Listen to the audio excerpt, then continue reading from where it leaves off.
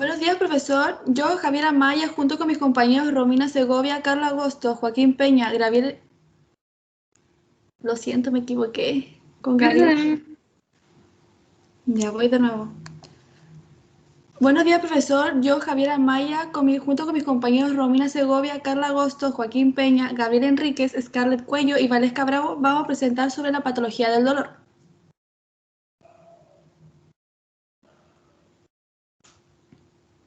El objetivo principal de esta presentación es adentrarnos en el tema del dolor conociendo todas sus partes y etapas, primordialmente en el área de la fisiología. El dolor es uno de los principales síntomas que se presenta en una enfermedad y cada persona lo experimenta de diferente manera. Suele estar asociado a la percepción de un daño que se ha producido en nuestro cuerpo. En este sentido, el dolor sería la percepción del daño. También el dolor es un problema físico, psicológico y social y puede afectar el desenvolvimiento y la conducta de un individuo.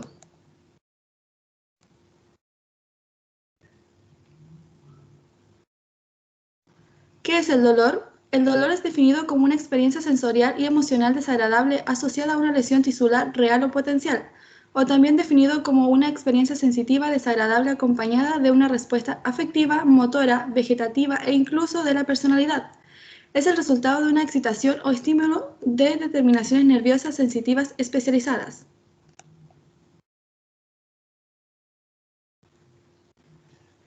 ¿Cómo se puede definir el dolor? El dolor puede clasificarse como agudo o crónico y la diferencia entre ambos no es únicamente una cuestión de temporalidad. El dolor agudo es la consecuencia inmediata de la activación de los sistemas nociceptores de una noxa. Tiene función de protección biológica. Los síntomas psicológicos son escasos y limitados a una ansiedad leve. Aparece por estimulación química específicos. El dolor crónico no posee una función protectora y es más que un síntoma que se considera como una enfermedad. Es un dolor persistente que puede autoperpetuarse por un tiempo prolongado después de una lesión e incluso en ausencia de ella. Los dolores fantasmas es cuando a una persona se le amputa una parte del cuerpo y sigue sintiendo el dolor de que este está relacionado con la alodinia. Suele ser refractario a los tratamientos y se asocia a importantes síntomas psicológicos.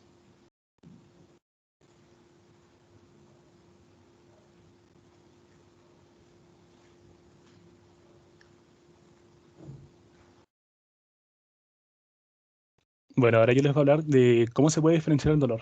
Bueno, el dolor es una función del mecanismo fisiopatológico que se puede dividir en dos, ya sea el dolor nociceptivo y el dolor neuropático.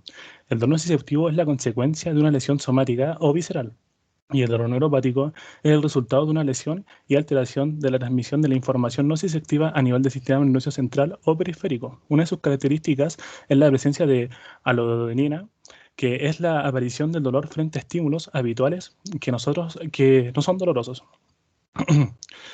Para entrar más en profundidad de qué es el dolor nociceptivo y el dolor neuropático, estos presentan dos extremos de una secuencia de eventos que integran el del sistema nervioso.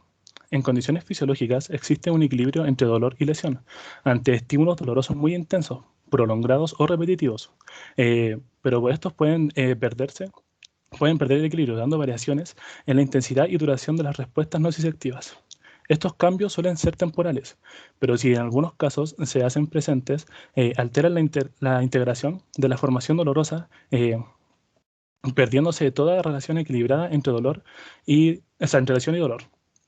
Esto nos abre para que nosotros hablemos sobre la neuroanatomía, que la neuroanatomía es el estudio anatómico sobre el sistema nervioso que detalla las terminaciones de las células que detectan las sensaciones del dolor y cómo transmiten a otras áreas del sistema nervioso central. Y dentro de esta tenemos los nociceptores, que los nociceptores es un grupo especial de receptores sensoriales capaces de diferenciar entre estímulos inocuos y nocivos. También son terminaciones periféricas, esto quiere decir que es la piel, que son fibras aferentes sensoriales primarias.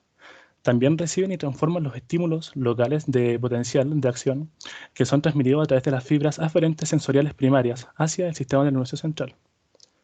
Y finalmente, el umbral de estos receptores no es constante y depende de los tejidos donde se encuentren.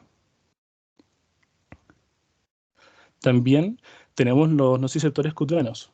Estos presentan un alto umbral de estímulos y solo se activan ante estímulos intensos. Los nociceptores cutáneos no tienen actividad y ausencia de estímulos nocivos, de los cuales existen dos tipos,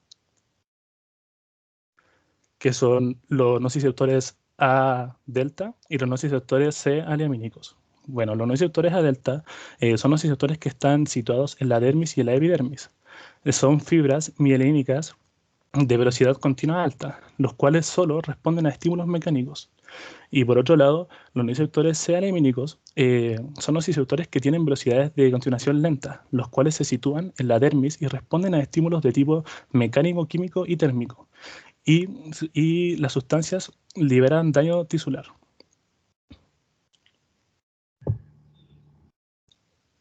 Y ahora les vamos a hablar sobre la teoría de las compuertas. Pero antes de esto teníamos que hacer una pregunta, la cual consiste en ¿por qué razón nosotros masajeamos un área dolorida para sentir alivio? Bueno, esta teoría, como su nombre lo dice, se trata de compuerta que se ubica en el asta de la dorsal de la médula, donde hay una competencia entre los mecanorreceptores y los nociceptores. Bueno, esta compuerta es por donde pasa el estímulo doloroso, el cual se influencia por activaciones de la fibra A beta, las cuales son fibras de grueso calibre, meridianizadas que inhiben la transmisión, es decir, que cierran las compuertas. Mientras que la continuación de las fibras A delta y la C, las cuales están encargadas de conducir el estímulo dolorosos, abren las compuertas. Entonces, por lo tanto, podríamos decir que el estímulo de fibras A beta se puede reducir el dolor. Y un ejemplo claro de esto son las caricias palmativas y las acupunturas.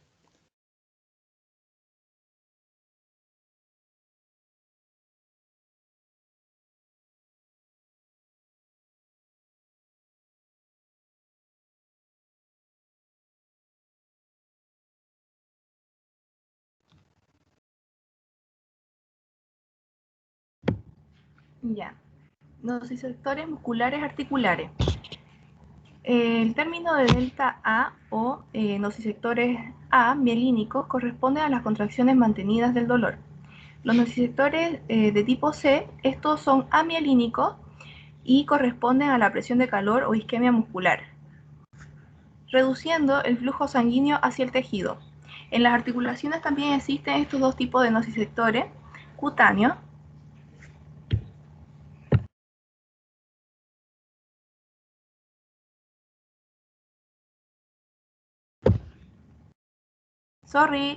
Se me fue. En las articulaciones también existen estos dos tipos de nociceptores y se sitúan en la cápsula articular, ligamento y periosto, y rosa, pero no en el cartílago.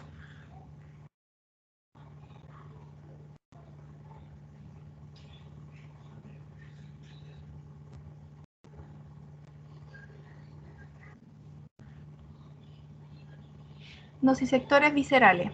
La mayor parte son fibras amielínicas. Existen dos tipos. Los de alto umbral solo corresponden a los estímulos nocivos intensos, y los inespecíficos pueden responder a estímulos inocuos o nocivos.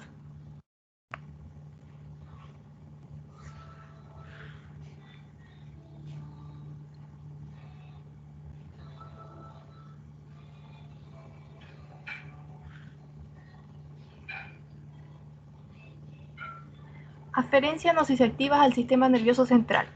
Las fibras aferentes de los nociceptores tienen sus cuerpos celulares en los ganglios raquídeos o la raíz dorsal, alcanzando la médula espinal a través de las raíces dorsales, terminando en la sustancia gris hasta el asta posterior medular. Este es reconocido en el correspondiente de las neuronas de primer orden y en la transmisión sensitiva. Se denomina primera neurona. La sustancia gris está diferenciada de 10 láminas o capas, también conocidas como capas de Recep. Las fibras A delta cutáneas determinan fundamentalmente en las láminas 1 y 5. Las fibras de tipo C terminan en la lámina 2, sustancia gelatinosa, y de menor proporción en la lámina 1 y 3. Las fibras procedentes de los nociceptores musculares y articulares sinaxan en las láminas 1, 5 y 6. Los nociceptores viscerales de tipo C en las láminas 1, 5 y 10.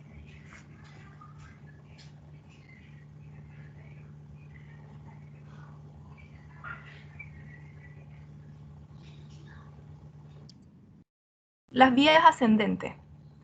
Una gran proporción de las neuronas nociceptivas de la médula espinal envía sus axones a centros supraespinales, bulbares y talámicos superiores. Estos se encuentran estrechamente dirigidos en 4 proporciones, que quieren decir entre el complejo medular reticular, el complejo reticular mesencefálico, la sustancia gris periacuductal, el núcleo ventropostrolateral del tálamo. La mayor parte de la información se transmite por las vías cruzadas ascendentes situadas en la región anterolateral de la médula espinal, aunque también existen fibras que ascienden definiendo la anatomía, que estas son el espino talámico, el espino reticular y el espino mesencefálico.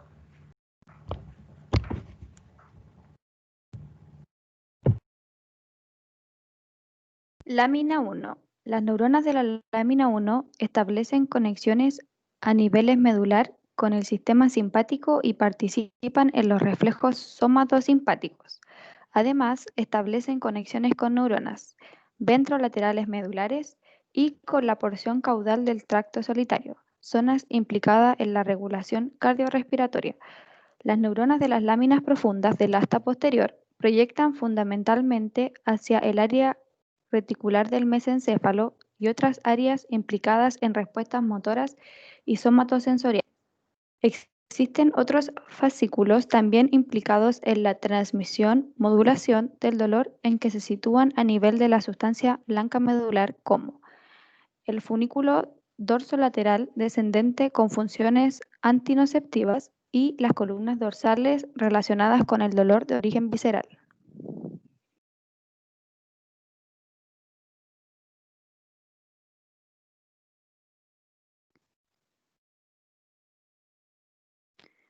Mecanismo tálamo-corticales. La sensación del dolor incluye 2 componentes. El primero es discriminativo o sensorial. Estos están integrados a nivel del complejo ventrobasal del tálamo y en la corteza somatosensorial, específicamente en las áreas S1 y S2, que a su vez están interconectadas con áreas visuales, auditivas, de aprendizaje y memoria. Poseen neuronas nociceptivas, características similares a las neuronas medulares de la clase 2 y 3. El otro componente es el componente afectivo. Estos están localizados en los núcleos talámicos mediales y zonas de la corteza que incluyen las regiones prefrontales. Es donde se hace consciente la gran mayoría de nuestras conductas, acciones y memoria, y especialmente en la corteza frontal supraorbital. La modulación inhibitoria de la nocicepción. Los estímulos nociceptivos activan a la vez mecanismos encargados de la modulación inhibitoria tanto a nivel periférico como espinal y supraespinal. Los mecanismos inhibitorios mejor identificados son los que se encuentran en el asta dorsal medular, estando constituidos por las neuronas intrínsecas, espinales inhibitorias y por las fibras descendentes de origen supraespinal.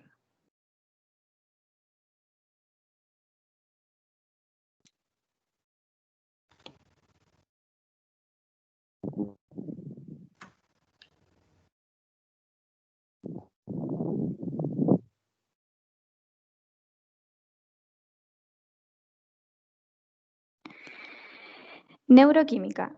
Las terminaciones centrales de la fibra A y C liberan transmisores excitatorios como la sustancia P, el glutamato y péptido relacionado con el gel de canciotenina y CGRP, que actúan sobre receptores específicos e inducen la despolarización de las neuronas de segundo orden, transmitiéndose la información hacia los centros superiores. La transmisión excitatoria en su camino cortical va recibiendo la modulación de los sistemas inhibitorios. Estos sistemas están formados por transmisores y receptores capaces de disminuir la liberación de transmisores excitatorios y excitabilidad neuronal. Los sistemas inhibitorios mejor conocidos son los opioides, el adrenérgico, el colinérgico y el GABAergico.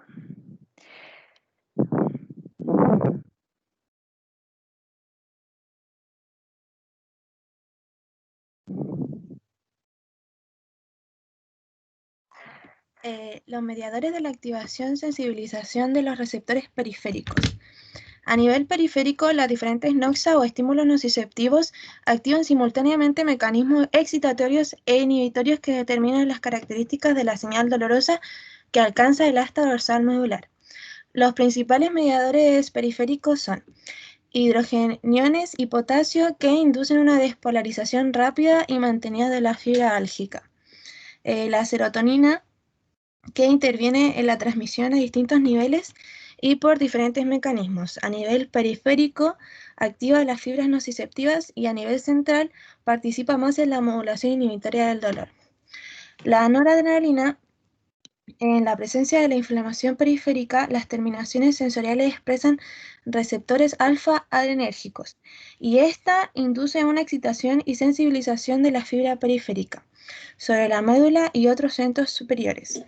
La noradrenalina participa en la modulación inhibitoria del dolor. La histamina origina vasodilatación y edema, interviniendo en los procesos inflamatorios. El óxido nítrico es un radical libre que actúa como mensajero en la mayoría de los sistemas biológicos, tanto a nivel periférico como a nivel central. En el nivel central, modula la liberación de diversos neurotransmisores, como por ejemplo GABA, serotonina, glutamato, el cual podría participar en procesos de plasticidad y sensibilización central. Además, el óxido nítrico pareciera estar implicado en la analgesia inducida por AINES, opioides y anestésicos locales. Bradicinina. Estimula los nociceptores por un mecanismo calcio dependiente, en el que se activa la fosfolipasa A2 y se sintetizan prostaglandinas. Las prostaglandinas y eicosanoides. Estos mediadores no activan directamente los receptores, sino que intervienen en la sensibilización de los mismos u otros mediadores. Citocinas. El factor de necrosis tumoral o los interferones son citocinas que estimulan los nociceptores de forma indirecta, al activar la síntesis y liberación de prostaglandinas. Factor de crecimiento nervioso. Actúa uniéndose a los receptores tipo 3 de la membrana y una vez interiorizado, reguía la expresión de algunos genes y estimula la síntesis de la sustancia P y CRRP. Sustancia P. Una vez liberadas las terminaciones periféricas de los nociceptores, esta sustancia reduce la vasodilatación, ocurre un aumento de la permeabilidad capilar y un aumento en la producción y liberación de mediadores inflamatorios. Además de estos mediadores, a nivel periférico se han identificado sistemas inhibitorios que participan en la modulación del proceso nociceptivo. Tiene especial relevancia el sistema opioide endógeno, que está ampliamente distribuido por el organismo y es uno de los sistemas modulares más importantes de la nocicepción a nivel periférico. En la periferia, los receptores opioides están localizados en las fibras sensoriales y simpáticas de diferentes estructuras y en células inmunes, que posiblemente expresan genes que codifican beta-endorfinas y encefalinas.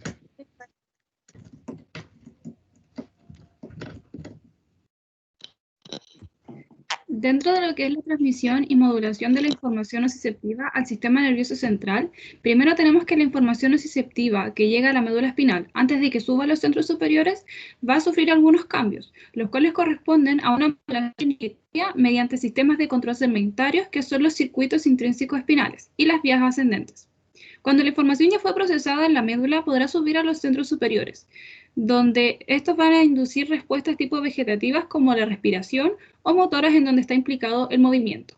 Ya en este punto se hace consciente el dolor. Y por otra parte, los centros de modulación supraespinal no se conoce mucho acerca de su función inhibitoria. En lo que es la integración de los impulsos nociceptivos hasta el asta dorsal, las neuronas sensoriales envían la información mientras que a la vez liberan neurotransmisores excitatorios, que corresponden al glutamato, la sustancia P y el péptido regulador de la calcitonina, que se comportarán como neurotransmisores postsinápticos. Y también tenemos al óxido nítrico y las prostaglandinas, que también tienen un efecto como postsinápticas y retrógrados. El dolor en la clínica. El dolor es la causa más común por el cual el enfermo asiste al médico. Hay muchas enfermedades que comienzan con algún tipo de dolor o dentro de la evolución de la enfermedad se presenta el dolor. Por eso existen dolores transitorios y fugaces que son parte de la experiencia sensorial cotidiana. Muchos pacientes acuden al médico cuando el dolor se hace persistente.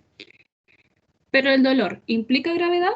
Que exista dolor no implicará necesariamente gravedad de alguna enfermedad, dado que depende del tipo de afección de la cual tenga el paciente. Es decir, hay afecciones benignas que causan dolores muy agudos, pero por otra parte tenemos enfermedades letales que no podrían presentar dolores en las primeras etapas. ¿Cómo percibimos el dolor? Para percibirlo se requiere cierto grado de conciencia, dado que, por ejemplo, cuando hay una inconsciencia completa, es decir, que el paciente se encuentra en coma, no percibirá ningún dolor, dado que hay inconsciencia completa. Del mismo modo ocurre con la anestesia para procesos quirúrgicos. No todos perciben el dolor de la misma forma, pues eso depende de muchos factores, tanto como culturales, religiosos o raciales. Y el factor emocional. El factor emocional es que las emociones de las personas influyen mucho al momento de que actúe el estímulo. Incluso hasta trastornos psicológicos pudiesen afectar. Por ejemplo, las personas con cuadros depresivos podrían ser más susceptibles al dolor. Aunque el dolor no se puede cuantificar, pues es algo subjetivo, existe esta tabla en donde se le puede presentar al paciente y podremos identificar cuánto dolor siente. Por ejemplo, va desde la persona que no siente dolor, que después se siente incómodo, después angustiado, ya doloroso, ya que es intenso, después totalmente horrible y lo último ya donde el dolor es indescriptible, dado la intensidad del estímulo.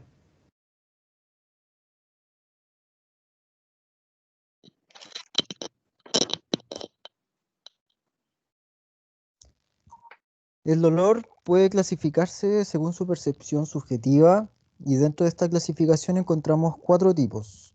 El primero es el dolor orgánico o también llamado dolor real, por el cual se entiende que es aquel dolor que tiene una base física y que esa base física va a resultar ser la causa necesaria y suficiente de la aparición de este dolor y por la cual también queda justificado. El segundo dolor de esta clasificación es el funcional. Y estos son dolores intensos y persistentes en el cual no se demuestra ninguna lesión. En este dolor no se puede identificar mecanismo nociceptivo o neuropático y además los exámenes físicos y auxiliares son negativos. Por lo tanto, es prudente considerarlo funcional hasta que se encuentre la causa. El tercer dolor es el dolor central, en el que se distingue un dolor de carácter central, valga la redundancia, según el nivel de la estructura nerviosa en la que se origina el dolor. Se caracteriza por ardor, dolor y o picazón. El dolor central no aparece de inmediato, puede tomar semanas o meses para aparecer y frecuentemente se asocia con la recuperación en la función de la médula espinal. Y por último tenemos el dolor visceral. Este dolor se origina en la piel y tejidos superficiales. Tiene características diferentes al que se origina en las vísceras y estructuras musculoesqueléticas profundas. El dolor superficial de carácter punzante o quemante y es localizado por la persona en el mismo sitio donde actúa el estímulo doloroso.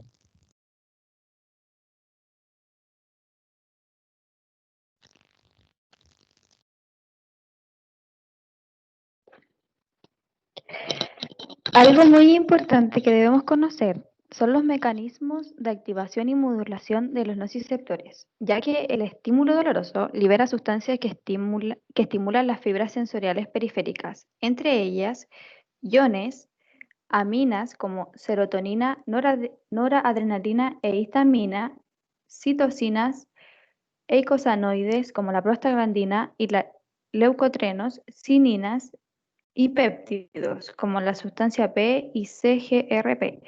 Algunas de estas sustancias estimulan directamente al nociceptor y otras modifican su sensibilidad frente a otros agentes. La activación o desactivación de los nociceptores se produce como consecuencia de cambios en la membrana neuronal, la mayoría de ellos calcio dependiente.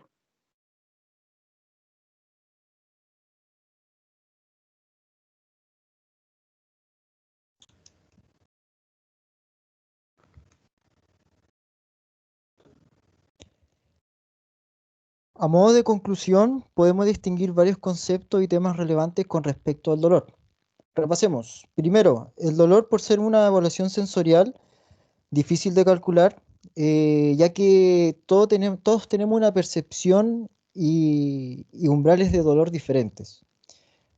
Segundo, el dolor agudo no es igual al crónico, no por el simple hecho de la aparición del mismo en el tiempo, sino que se incluye una función protectora en el caso del agudo, que en el crónico se interpreta ya como una enfermedad, o también por la persistencia y los síntomas psicológicos involucrados, que en el caso del crónico tiende a ser mayor.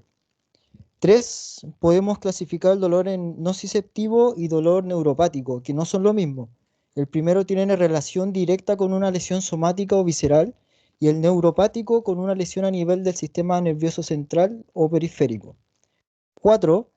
Es importante reconocer el mecanismo de conexión de nociceptores al sistema nervioso central, donde podemos encontrar importantes funciones de los tipos de fibra como la A delta y la C, neuronas de primer orden, las láminas, las vías y centros superiores. 5. Sobre el mecanismo tálamo-corticales se debe destacar los dos componentes de la sensación de dolor. El primero es el componente discriminativo y el segundo es el componente afectivo. 6. Destacar que es posible la inhibición del dolor. Esto es gracias a varios mecanismos, como por ejemplo por la activación de los receptores opioides en las células de segundo orden, que van a prevenir la transmisión ascendente de la señal del dolor. Otro es la activación de los receptores opioides en los terminales centrales de la fibra C, de la médula espinal. Y esto ayuda a prevenir la liberación de neurotransmisores del dolor. Y por último, también por la activación de los receptores opioides en la periferia, para inhibir la activación de los nociceptores e inhibir las células que liberan mediadores inflamatorios. 7. Es fundamental conocer los mediadores periféricos del dolor y las sustancias liberadas por el estímulo, donde podemos destacar hidrogeniones, potasio, serotonina, noradrenalina, histamina, óxido nítrico, prostaglandina, citosina, entre otros. 8. También el dolor se clasifica según la percepción y sensibilidad subjetiva, y dentro de esta clasificación encontramos dolor orgánico, funcional, central y periférico. 9. El factor emocional y subjetividad de cada persona es relevante en la percepción del dolor. Por lo mismo es importante una anamnesis que recabe todo tipo de información y por supuesto también considerar las sensaciones de cada individuo. Y por último, y no menos importante, es considerar lo esencial de las dietas bien planeadas, ya que pueden prevenir o reducir la severidad del dolor y otros síntomas somáticos. Por ejemplo, la relevancia de la consistencia de alimento en personas con disfagia, el valor nutrimental de los alimentos y su fortificación en pacientes con cáncer, la presencia de alimentos grasosos y con azúcares simples podría exacerbar el dolor abdominal, náuseas, flatulencia o diarrea en ciertas patologías, o por ejemplo la importancia del omega 3 en enfermedades del sistema cardiovascular o enfermedades del sistema musculoesquelético. Es por todo lo anterior que se recalca la importancia de conocer acerca del dolor, sus componentes, clasificación, respuesta del sistema nervioso central y todo lo que tenga que ver con el tema. Y de esta forma buscar mejorar la calidad de vida de todos los pacientes. Muchas gracias.